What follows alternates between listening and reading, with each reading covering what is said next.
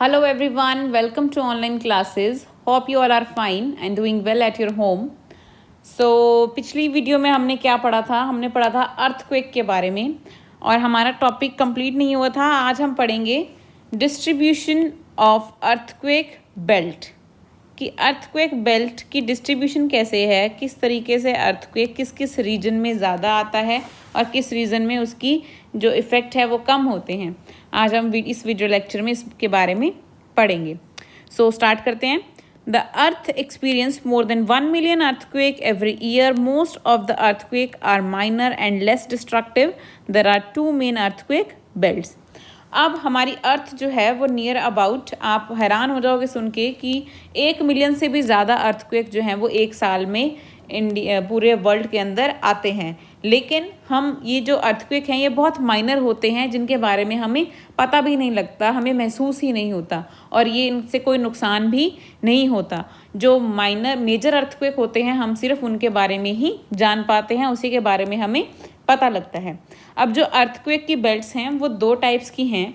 सबसे पहली जो है वो है the circum Pacific belt, the circum Pacific belt and the second one is the mid world mountain belt.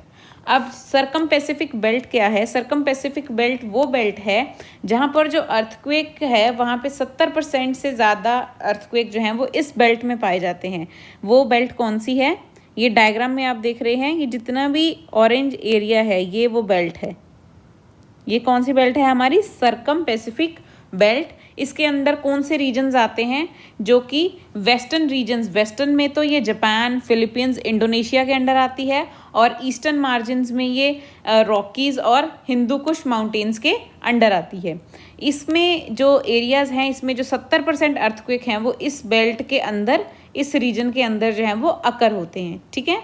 Second is the mid world mountain belt. अब जो mid world mountain belt है ये कौन से एरियाज़ कवर करती है? ये eastern Europe area cover करती है जिसमें कि हिमालय रेंज, यूरोप, एशिया, जो एशिया में इंडिया आ जाता है, इसके में जो 20% अर्थक्वेक हैं वो इस बेल्ट में एक्सपीरियंस होते हैं और जो बाकी के 10% हैं वो कहाँ जाते हैं? Mid Atlantic ridge and smaller submarine ridge में, यानी कि जो ओशिनेटिक एरिया है.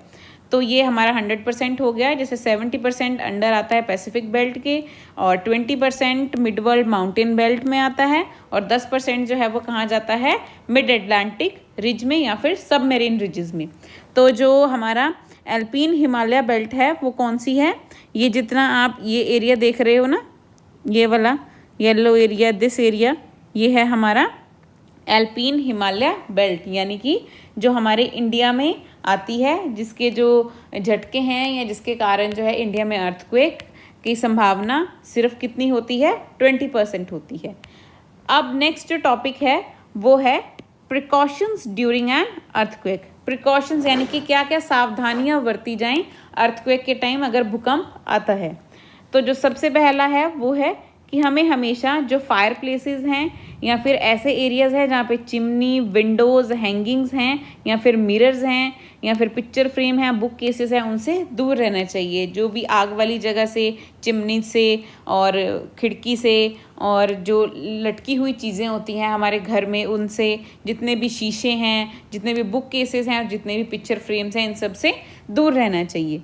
सेकेंड इज़ पब्लिक अवेयरनेस कैसे क्रिएट होती है? अगर हम आर्किटेक्ट से, इंजीनियर से और बिल्डर्स और गवर्नमेंट्स को ऐसे प्लान्स बनाएं कि घर को किस तरीके से बनाना है ताकि वो अर्थक्वेक के टाइम पे एक सेफ प्लेस बने, हमें अपने घर से बाहर ना निकलना पड़े. तो इस तरह से जो आर्किटेक्ट हैं उन्हें हमारी जो बिल्डिंग्स हैं वो इस तरीके से क्रिएट करनी चाहिए जिसके कारण अर्थक्वेक से, भूकंप के कारण ज़्यादा नुकसान ना हो.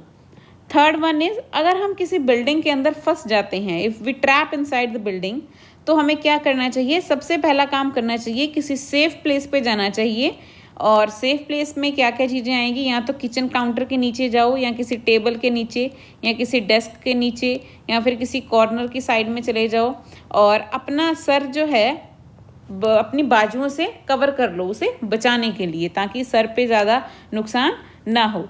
फोर्थ वन इज़ अगर हम किसी बिल्डिंग के बाहर हैं तो हमें क्या करना चाहिए? अपने आप को लंबे जितने ऊंचे पेड़ हैं उनसे दूर रखना चाहिए. इलेक्ट्रिक से, यानी कि बिजली के संपर्क में नहीं आना चाहिए। टेलीफोन पोल्स हैं, जो जितने भी खंबे हैं टेलीफोन के या अदर जो खंबे होते हैं उनसे दूर रहना चाहिए। साइन बोर्ड और टॉल बिल्डिंग से भी हमें दूर रहना चाहिए, क्योंकि इनके जो गिरने के चांसेस होते हैं ये ज़्यादा होते हैं। तो इस तरह से हम अपने आप को प्रोटेक्ट कर सकते हैं। So we are done with this topic.